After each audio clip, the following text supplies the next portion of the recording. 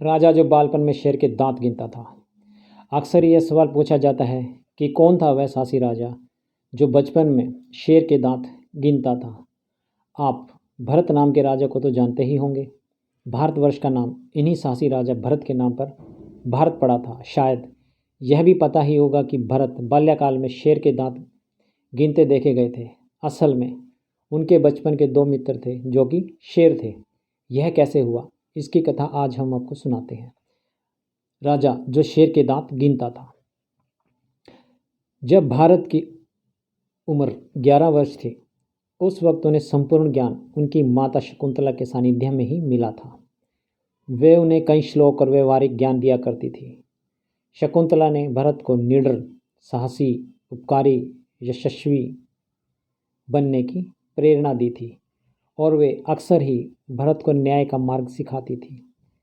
कहा करती थी, कभी किसी निरपराध प्राणी को नुकसान मत पहुंचाना और दुखी जनों की सेवा का कोई अवसर हाथ से जाने नहीं देना। सेवा भाव को सभी मनुष्य अथवा प्राणी के लिए समान रखना। एक दिन भरत जंगल घूमने गए।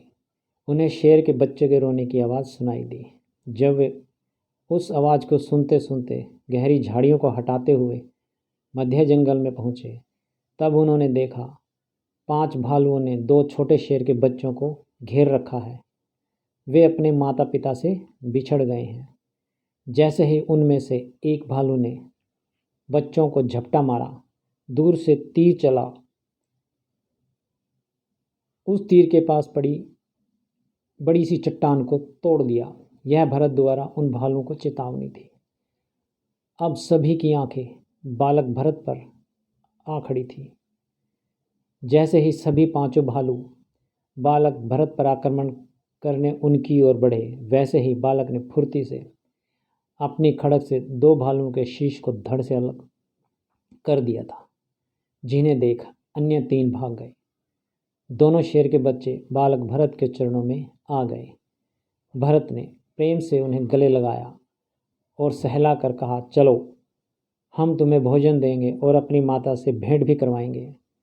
शेर के बच्चों को गोद में लेकर जैसे ही वे मुड़, पीछे शेर और शेरनी खड़े थे। उन्होंने भरत को अपने भावों के जरिए आशीष और धन्यवाद दिया और भरत को उनके शिविर तक पहुंचाया। उसके बाद वे शेर के बच्चे भरत के मित्र बन गए थे। शिक्षा। प्रेम और सौहार्द का भाव जानवर भी समझते हैं।